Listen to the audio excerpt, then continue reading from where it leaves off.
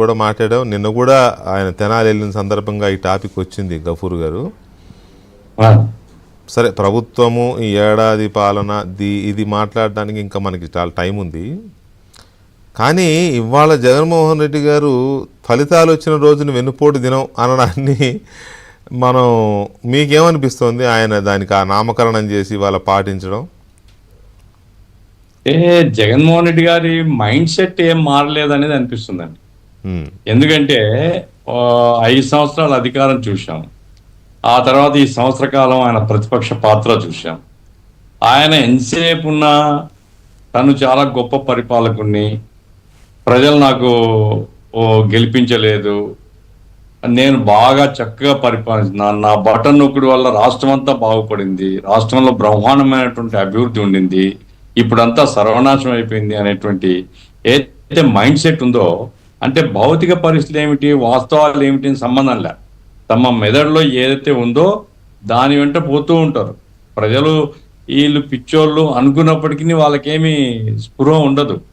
కాబట్టి Jagan mind set మారలేదు అని అనిపిస్తుంది.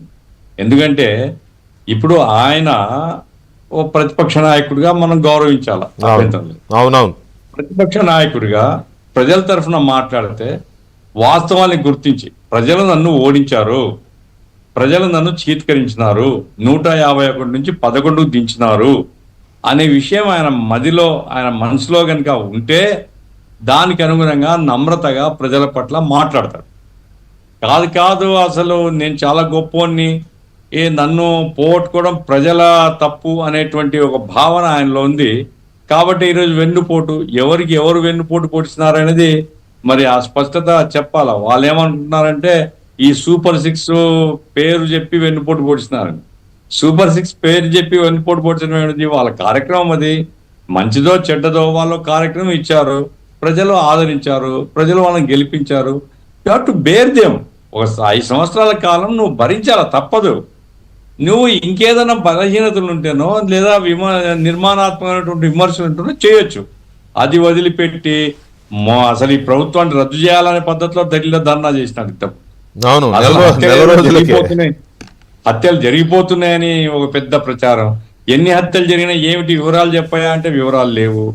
ఇప్పుడు ఏమిటి, రౌడీ షీటర్లను ఎక్కడ ఏం జరిగినా కానీ, రౌడీ షీటర్ను వినుకొండలో చంపితే ఈయన వెంటనే వెళ్ళిపోయినాడు, రౌడీ షీటర్లది తెనాల్లో ఇన్సిడెంట్ జరిగితే ఈయన వెంటనే. అంటే ఎవరు తన వాళ్ళు అంటే రౌడీ గ్యాంగ్లు, రౌడీ షీటర్లు నా మిత్రులు, నా సహచరులు, నా అనుచరులు అనే ఒక భావన ఉంది. ఇట్లాంటి తరహాలోనే పరిపాలన చేయాలనేటువంటి ఒక భావన ఉంది. చాలా దురదృష్టకరం. ఎందుకంటే జగన్మోహన్ రెడ్డి గారు వాస్తవాలను గ్రహించలేకపోతే, తన కళల ప్రపంచం నుంచి బయటికి రాకపోతే, ఆయనకు 5 సంవత్సరాలు కాదు కదా 50 సంవత్సరాలు 50 సంవత్సరాలు బతకాలని నాకు తెలుసు. కానీ ప్రజలు అర్థం చేసుకోలేరు, ప్రజలు మాత్రం దగ్గర చేయరు. ఎందుకంటే అయ్యా జగన్మోహన్ రెడ్డి గారు గొడ్డలి పోటును అందరూ చూస్తుండగా, అందరికీ గొడ్డలి పోటును తెలిస్తే గుండెపోటుగా మార్చిన పార్టీ నీది. ఎట్లా జనం నమ్ముతారా నిన్ను? వెన్నుపోటు, ఎవరు వెన్నుపోటు పొడిచినారు? ఎలక్షన్ జరిగింది, ప్రజలు స్వేచ్ఛగా ఓటేసినారు, ప్రజలు నిన్ను చీత్కరించినారు, ఇంకో కూటమిలో ఎవరిని బలపరిచారు, గెలిపించారు. దాన్ని నువ్వు ప్రజాస్వామ్యంలో వాస్తవాన్ని వాస్తవంగా స్వీకరించాలి తప్ప అది నువ్వు ఆత్మహత్య చేసుకోవాలి. ఎందుకు 30 సంవత్సరాలు అధికారంలో ఉంటానంటివి, 5 సంవత్సరాల్లో ప్రజలు చీత్కరించేదంతా చేసుకుంటువి. నా లోపం ఏమిటి, నా బలహీనత ఏమిటి, నా పార్టీ చేసిన తప్పేమిటి అనేది చర్చించుకొని ప్రజల పట్ల నమ్రతతో ప్రభుత్వానికి కూడా సహకరిస్తూనే అవసరమైతే నిర్మాణాత్మక విమర్శలు చేసి కాంక్రీట్ సూచనలు ఇస్తూ ఆ రకంగా ప్రతిపక్షాత్రం నిర్వహించాల్సింది పోయి ఇక మొదలుపెట్టి అధికారం అనే తప్పన తప్ప ఇంకోటి ఎక్కడ కనపడలే నాకు. మా మారప్ప గారు, మా జిల్లా మినిస్టర్ ఉండేవాడు, మూలింటి మారప్ప గారు, ఆయన అసెంబ్లీలో చెప్పేవాడు, ల్యాండ్, శాండ్, వైను, మైను ఇవే రాజకీయాలు అని. ఇది ఖచ్చితంగా జగన్మోహన్ రెడ్డికి అప్లై అవుతుందండి. ల్యాండ్లో కానీ, శాండ్లో కానీ, వైన్లో కానీ, మైన్స్లో కానీ ఎన్ని అరాచకాలు జరిగినాయి. ఇది ప్రజలకు వెన్నుపోటు కాదా? నీ మీద విశ్వాసాన్ని పెట్టి 151 స్థానాలు గెలిపిస్తే ప్రజాధనాన్ని విపరీతంగా కొల్లగొట్టడం ఇది ప్రజాద్రోహం కాదా? ఇది వెన్నుపోటు కాదా ప్రజలకు? కాబట్టి ఇవన్నీ కూడా జగన్మోహన్ రెడ్డి ఆత్మహత్య చేసుకుంటే బాగుపడతాడు, చేసుకోకపోతే ప్రజలు నవ్వుకుంటారు అని చూసి. చేసుకోపోయినా ఈ పిచ్చోడు ఎందుకు? చేసుకోపోయినా కూడా ఆయనే అనుభవిస్తాడు. అంతే అంతే. రైట్. ఒక్క నిమిషం గఫూర్ గారు. రవిచంద్రారెడ్డి గారు నమస్తే.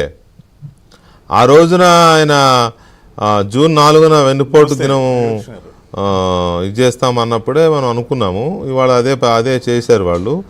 సో అంటే ఇటువంటి వాటిని ప్రజలు అబ్జర్వ్ చేస్తున్నారు, ప్రజలు నవ్వుకుంటున్నారు అనే ఆలోచన కూడా ఎందుకు రాలేదు వాళ్ళకి? ఈ వెన్నుపోటుని ఎవరిని అంటున్నాడు? ప్రజల్ని అన్నట్టే కదా.